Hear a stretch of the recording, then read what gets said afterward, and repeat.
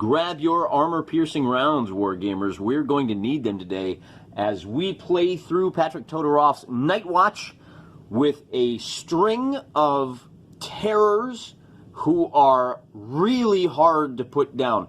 Apparently, bringing a machine gun to a fantasy battle is a smart move, particularly if you're an alien lizard man who's got chitinous hide that bounces bullets back. These guys are making armor saves like absolute beasts. I mean, they are beasts. I guess they should. So we're going to pick up the action where we left off with the Darkness's turn. They are going to bring on reinforcements, and our boys are in trouble. We are going to bring on two groups of terrors. We've got 3 owlbears are going to come in from the northeast. We actually have 2 lizards and like a wood sprite coming in from the northeast. Well, we know which direction that dragon is living in because it's way out here. I'll put them all up there in the northeast. I want to do down here first. We've got a guy that is ready to attack one of our melee specialists. And he gets a 1 on his first attack. He gets a 5 on his second attack. The melee specialist rolls a 1 and fails. So now he has a free move. Oh boy. Free move over here to Don. Rar. And then he uses his third attack for melee. He hits with a 7. And the good news is Don is a very robust boy. He's going to get 2 dice, and he saves because of the shield and his thing. Anything but snake eyes, Don will survive without a wound. There you go. Then our lizard guy is going to fire at Don, and he's got 2 shots. The first one is a hit, and the second one is also a hit. Now, unfortunately, Don is only going to save on 3-ups. The first one is he's wounded, and the second one is he is also wounded. So much for being a very robust boy, huh? All right, Don, here's your yellow token of appreciation. Thank you for playing. And then we have a whole bunch of monsters way out here to the northeast. See them? The good news is they're super far away. The bad news is they don't have to worry. So we're going to send the owlbears around this side. They start there. This will be their first move. And then these guys are going to come around this way. So that's the free moves for all of these guys. Now we got to start rolling. Let's roll. They're all terrors. So I'm going to... And they all have to go a long ways. So how do we want to speed things along here? I'm actually going to roll 3d20 for the owlbears. And of course, if it's above 10, ignore the 10s. 5, 6, and a 4. It's going to be 3 movements for one of them. And it's going to be a 7, 6, and 4. It's going to be 3 movements for the next one. And it's going to be 3 movements for the next one. I'm not using these d20s anymore. That was a very bad idea. They can move a total of 18 inches. But they got to spend 3. Oh, hey, look, there's a guy over here. Let's see if he moves too. 8 and 5. He moves all the way over to there. These guys are going to come down. It's going to be 6 inches to there for the first move. It's going to be 1, 4, 5, 6. And then it's going to be 6 more inches to there. And things are really falling apart here. He comes back there. And are we missing an owlbear? There should be 3 over there. 3 and 3. I guess we need to bring on... Let's bring her with the owlbears. And we'll recycle this dead guy over here and bring him up with these 3 shooters. Who... are also, well, let's roll for 2 moves for the first one. And a 9 and a 4, he gets 2 moves. So he can move to here. And he does not have a line of sight to any unengaged people. So for his last move, he's going to roll a D10, and he's just going to move up to here so that he's ready on the next turn. The next guy out there is going to roll a move, and we'll reassess. So that's going to be 2, 6. He can come up to here and shoot at this warrior here with his last move. He gets a hit, and that guy fails, and he goes down. Then we have one more terror to go. He's going to roll to move, and to move, and to move, and he'll go 6. Well, he'll come up to here, and he can do that in 2 moves, so let's give him a shot at Gordo. And he hits, and poor old Gordo there has to roll save on 4 up, but he gets 2 chances, so Gordo survives. All right, it is on to turn 5 now, and I think we need to wrap it up because it's getting late. The hour is super late. I'll put the 5 right there. Mess. First thing we're going to do is heal. She is going to drop a heal spell right here. She has a heal bomb, which her ability is, it's a healing mist. Has a 5-inch diameter. So she's going to drop a big heal with her D10s. And that first roll is an 8, so it succeeds, and all of these guys heal their wounds. Now, I'm pretty sure that if you're a dead man, it doesn't revive you. You have to use a revive for that. So that's going to be her free move over to here, and she's going to give a revive spell. She's gonna, oh yeah, she's got one. She's gonna choke a revive potion down his gullet on 8s, and the 6 does it. So he stands back up, which is nice, nice, nice. She also has a stun grenade, which she's gonna roll a D6, and that has a 5-inch diameter. So with that stun grenade, if she drops it on this guy, ooh, she can't. She's going to target that tree right there. Because that will, it's a 5-inch diameter, huh? Okay, good. She may be able to catch. Man, I wish I had a 5-inch template. We're going to pick a point. Our smoke is gone now. If we drop it right there, we want to be 2.5 inches away. I'm going to bring it down here just a little bit more. We got to pick between this group of 3 and this guy. So we're going to try to catch all 5 of these with this stun. And her first roll is a 1, and her second, let me show you. There's her 5. So now all of these guys have to make a 6-up. All right, we need to roll 6 ups. Now these are all terrors. So we'll start with this guy. And he rolls a 10. And this guy rolls a 6. This owlbear rolls a 5. This owlbear rolls a 0. And this weird sprite-looking thing rolls an 8. So this guy is going to lose. I'm just going to flip him backwards. He's going to lose 2 dice on his next turn. So in addition to his movement, he can only attack 1 time. Right. And she is done. This guy is going to attack this terror. And he's going to get a 7, which is a hit. And the terror gets a 5. That his second hit is going to be a miss. But that's okay. The reason he did that is now Don can use his D10 to attack. A healthy Don is going to hit. And now this guy has a 5-up dodge. Oh, he does. Okay, well, we'll use our D8. And he hits with an 8, and that 5-up dodge is a success. Okay, that's fine. That's fine. Don's going to pray for the fallen. And he gets a 2 and doesn't do it. Okay. Well, that's not good at all. Not good at all. Our shooty boy is going to move over here. And he's going to shoot at this. Oh, man. I really blew this. This is not going well. He's going to shoot. She should have. I need to survive 1 more turn. She should have spent all her time investigating these dead bodies so that we could end the turn, because he is in trouble now. He's actually in melee. Oh, he hasn't gone yet, though, so that's good. Okay, that's fine. That's fine.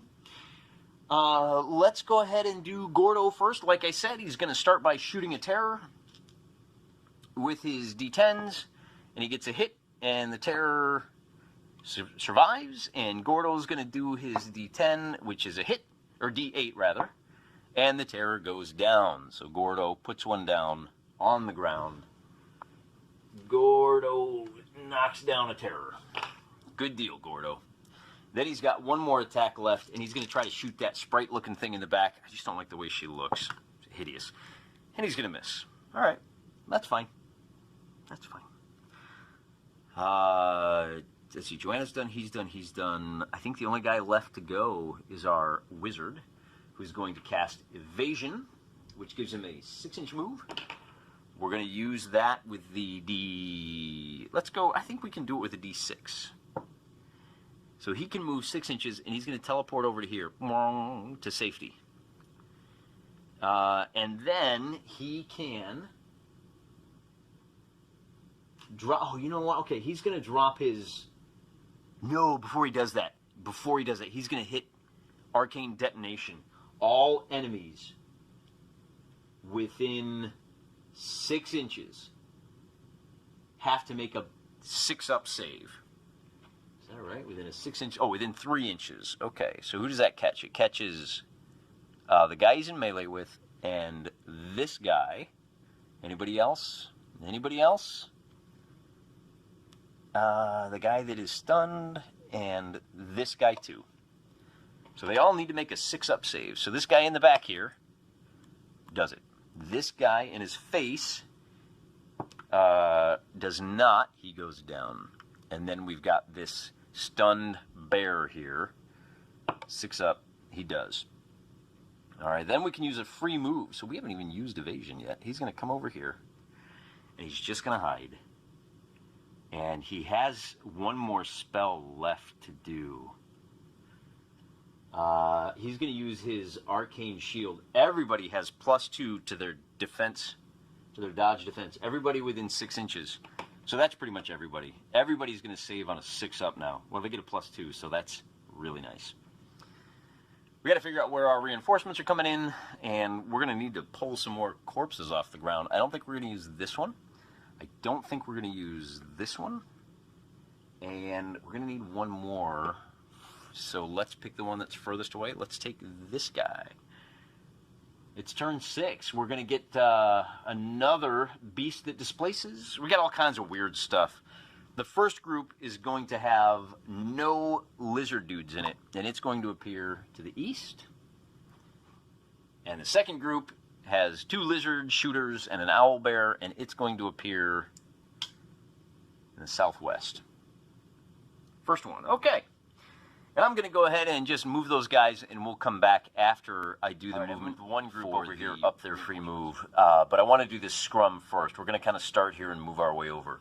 We've got a beast that's going to attack Don 3 times. And he's going to get 1, 2, and 3 hits with a 9, 9, and a 0. So Don is going to save. Now this is to his front, so he's going to save on anything but a 1. So he saves the first one. He gets 2 dice. The second one is Snake Eyes, and the third one he saves. So Don takes 1 wound so far. But that terror's done. And then we have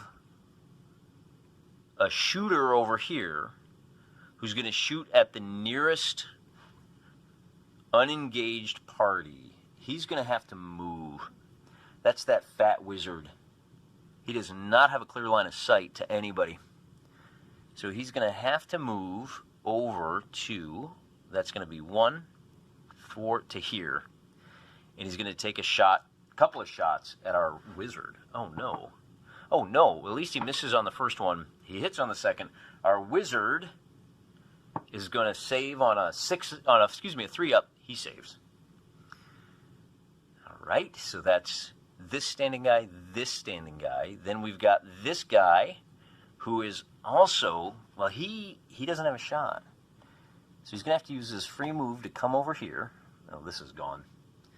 And then he's got 3 shots at Gordo. Now, Gordo is actually going to take a total of 1, 2, 3, 4, 5, 6, 7, 8, 9 shots from these terrors.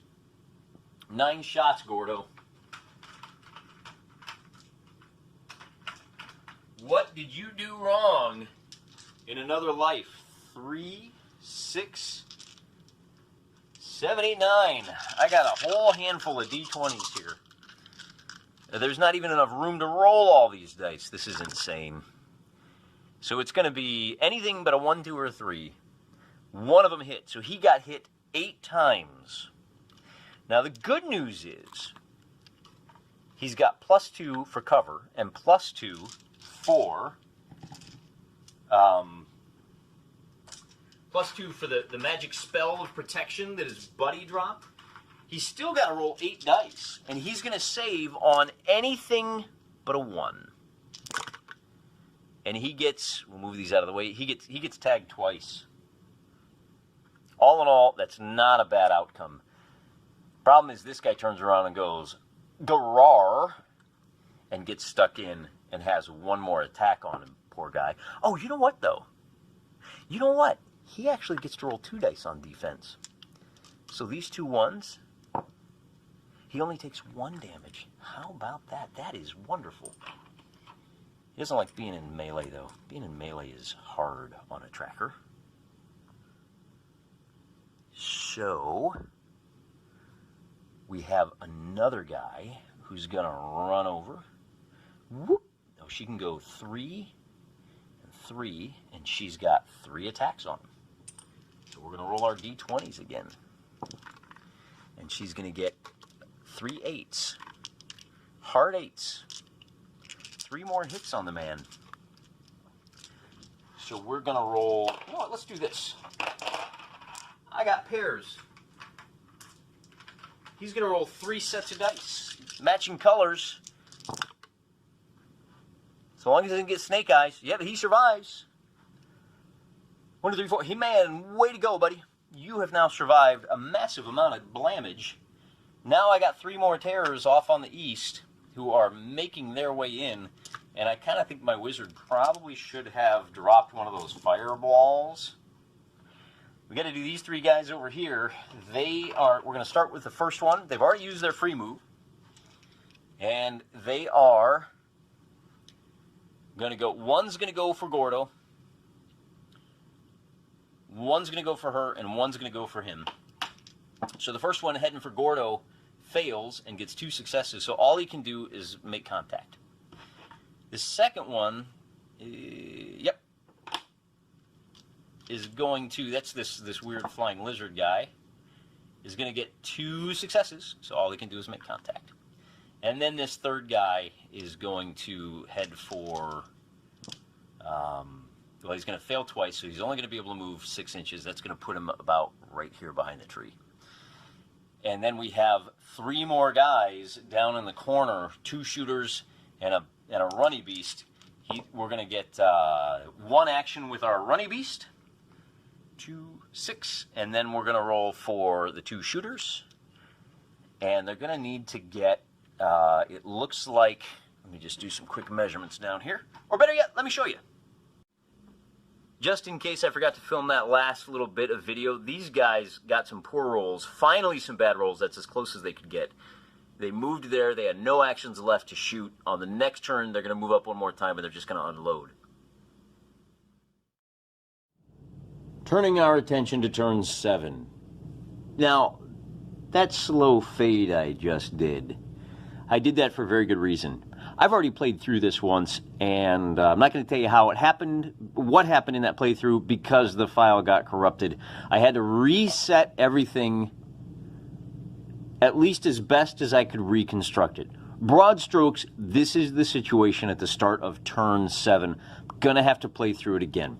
One thing I'm going to point out is that on that last go-around for Team Darkness, he's got a token, and he's got to burn that token so that he's got all 3 actions, because we only have 1 more action, 1 more turn to get a lot of stuff done.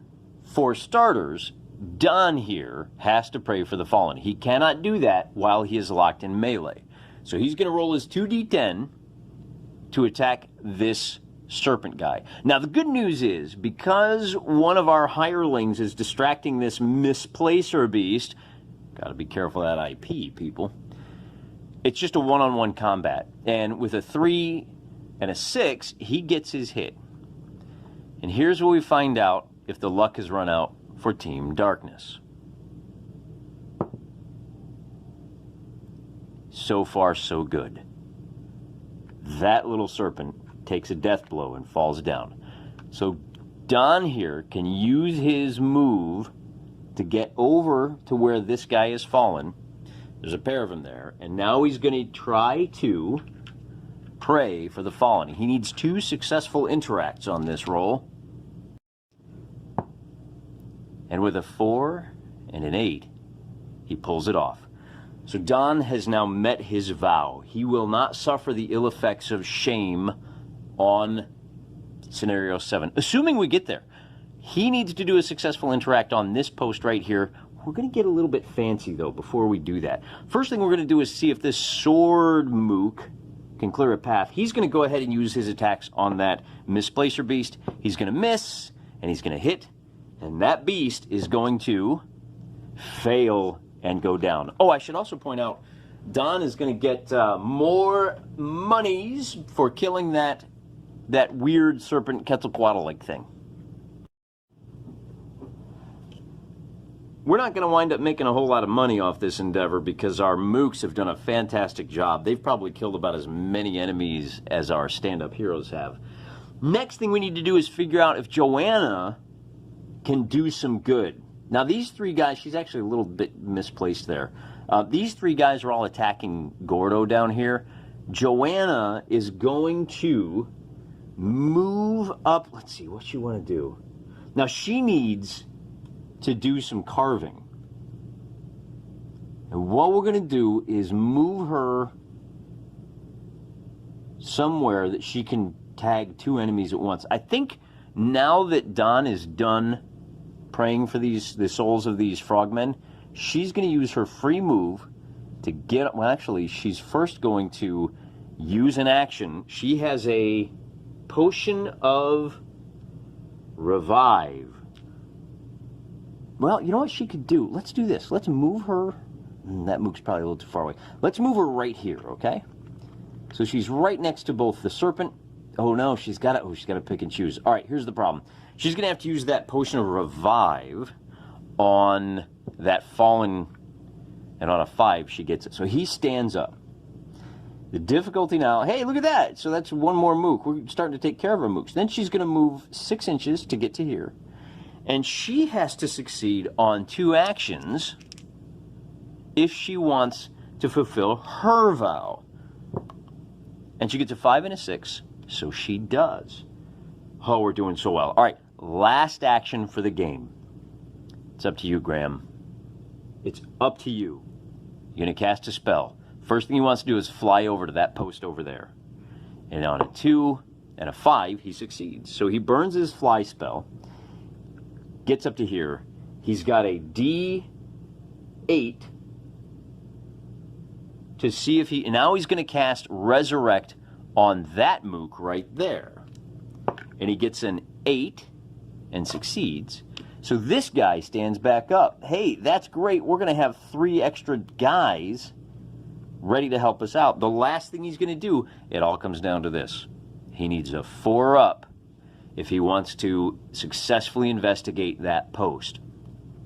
If he fails, the bad guys, these 3 here, these 3 here, well, I guess he can do some attacks, but we also have more guys down there that are coming up. We are going to get lit up.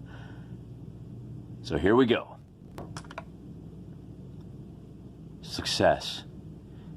He has successfully investigated. He has met his vow to do 10 actions on spawn points, and because he has solved the riddle of the runes that are carved into these mysterious posts, a portal opens up, it chases away the bad guys. Mission accomplished. And I gotta be honest with you, I'm a little surprised with the way, I mean, these guys were rolling lights out. So to pull that off, and that was a lot, the numbers finally came up at the very end. This crew You know, they're not so hot, but man, when the chips are down, they really know how to pull it off. We're going to pull the curtain down over this fight. We're going to need a full interlude video as these guys get upgraded for the last time. Multiple new abilities, multiple new characters. We are going to get hammered by the quarry. The portal opens up. They can jump in. And, well, I guess they know how to open the portal, so they can go back to the Mercado, buy all the stuff they need, come back here, open the portal, go on to face the quarry, and it's going to be a brutal battle. Come on back, about 4 days. We'll show you what's up. Until then, like Don prays for his fallen, I'm praying for you. Until then, just like Don prays for his fallen foes who fought with such valor, I am praying for you.